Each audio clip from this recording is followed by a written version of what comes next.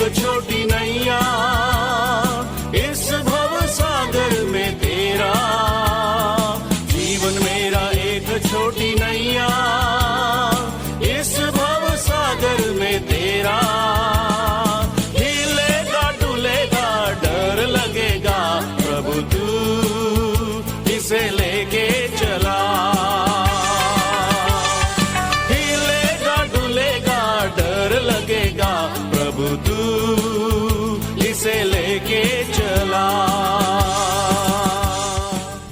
आज का संदेश प्रभु के दास नेल्सन थॉमस मुंबई से बांटा जाएगा। प्रार्थना के साथ सुनिए। प्रभु परमेश्वर की स्तुति हो। शुभ संदेश के हमारे सारे श्रोताओं को एक और बार यीशु मसीह की अति श्रेष्ठ नाम में स्वागत और अभिनंदन। थोड़ी देर के हमारे मनन के लिए आइए निकालेंगे यूहन्ना का सुसमाचार 4 अध्याय 29 और 30 पदों को। John's gospel chapter 4 verses 29 and 30।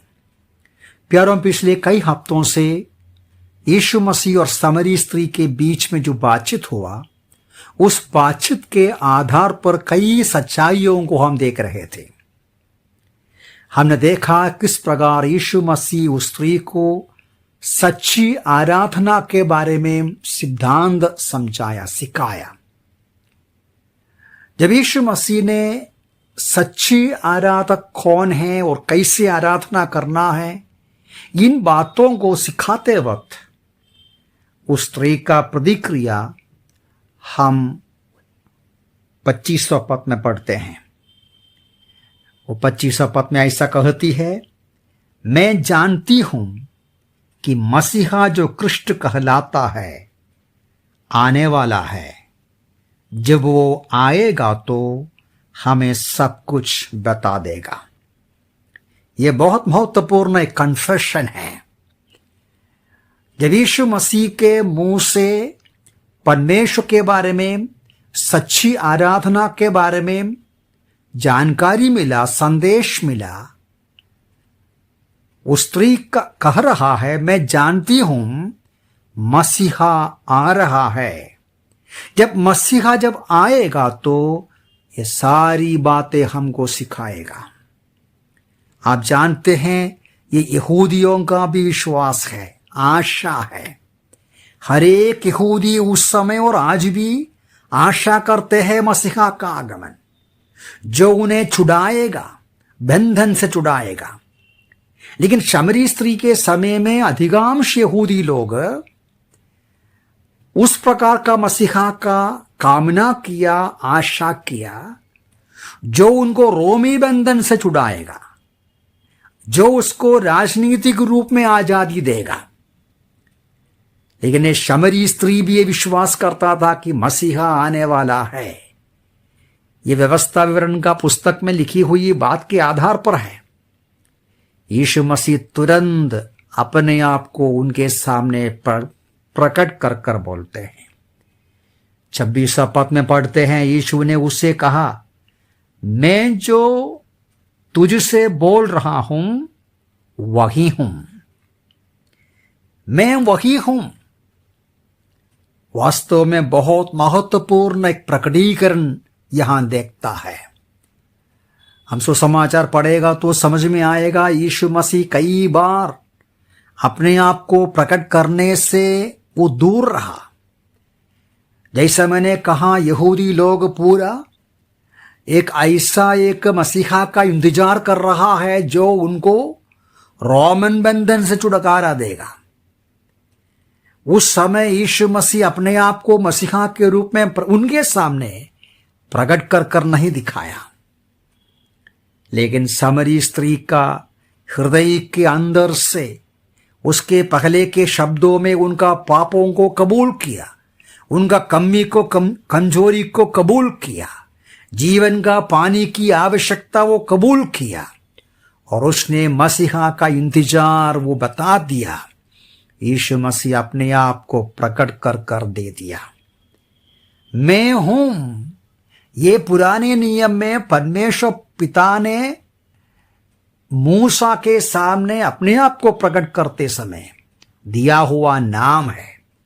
हम इस बात को निर्गमन के पुस्तक में पढ़ता है निर्गमन के पुस्तक में जब मूसा पूछते हैं, मैं आजादी देने के लिए मिस्र देश में जाऊंगा, यहूदी लोग पूछेगा तुमको कौन भेजा, मैं किसका नाम बोलूं? तो वहां पढ़ते हैं निर्गमन में इस बात को पढ़ता है 3:14 में, मूसा से परमेश्वर कहा, मैं जो हूं सो हूं। इसलिए तो इस प्रकार कहना, मैं हूं ने मुझे तुम्हारे पास भेजा है। यहोवा परमेश्वर का नाम था मैं हूं। यही मैं हूं प्रभु यीशु मसीह यूहन्ना के सुसमाचार में करीबन 23 बार इस्तेमाल किया है। जब यीशु मसीह को अरेस्ट करने के लिए बाद में यूहन्ना 18 में यहूदी मंदिर का उन ऑफिसर लोग आते हैं और यीशु मसीह उनके सामने बोलते हैं कि मैं हूं, हम उधर पढ़ता है, जब उसने उनसे ये कहा मैं हूं, तो वे पीछे हटे और भूमि पर गिर पड़े। मेरा कहने का तात्पर्य प्यारों, मैं हूं शब्द परमेश्वर को दर्शाते हैं। यीशु मसीह का परमेश्वरत्व को दर्शाता है।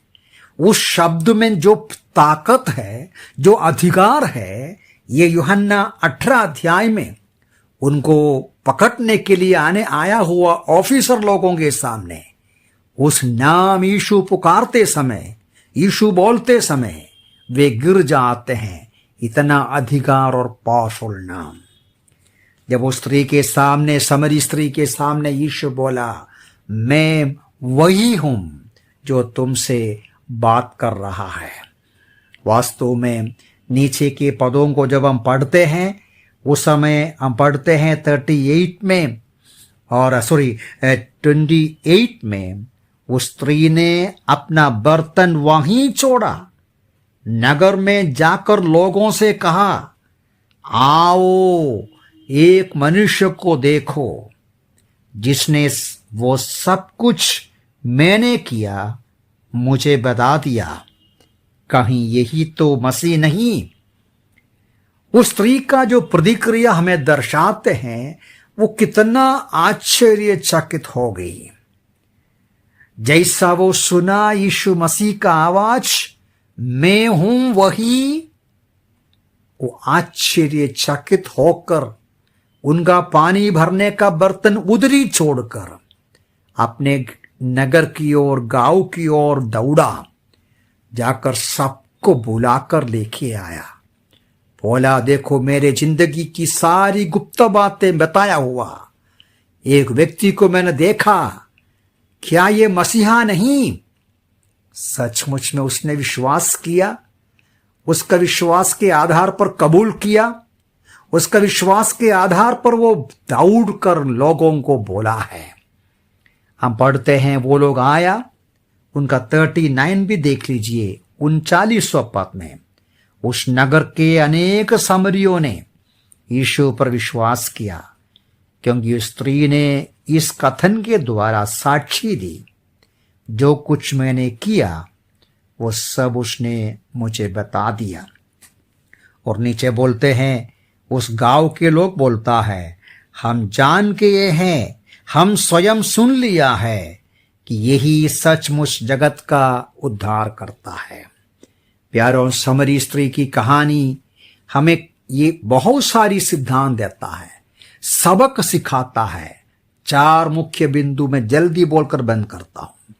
सबसे पहली बात यह है, सचमुच में उद्धार उस व्यक्ति को मिलता है जो अपने पाप के बारे में, जो अपने आध्यात्मिक आवश्यकता के बारे में, मुक्ति के बारे में पहचानते हैं। उनके अंदर भूख और प्यास होता है। सच्चा उद्धार, दूसरी बात यह है, जो कबूल करेगा, पापों को कबूल करेगा, उनको मिलेगा। समरी स्त्री ने वो भी किया। सच्चा उद्धार उनको मिलेगा जो यीशु मसीहा को मानेगा, अंगीकार करेगा, कबूल करेगा अपना प्रभु और उद्धारकर्ता के रूप में। और सच्चा उद्धार पाया हुआ लोग यीशु मसीह के बारे में दूसरों को बताएगा, आओ देखो, जिसने मुझे बचाया, जिसने मेरी जिंदगी को बदल डाला, वो ये सचमुच में जगत का उद्धार करता है। प्यारो प्रभु हमें सहायता करे। हमारी परिस्थिति क्या है? क्या हमारे आवश्यकता को हम कबूल करते हैं? हाँ, क्या हमारे पापों को अंगीकार किया है? क्या इस प्रभु पर भरोसा रखा है? क्या इस प्रभु के बारे में गवाही देते हैं? प्रभु वचनों से सहायता करें। प्रभु के नाम की महिमा हो।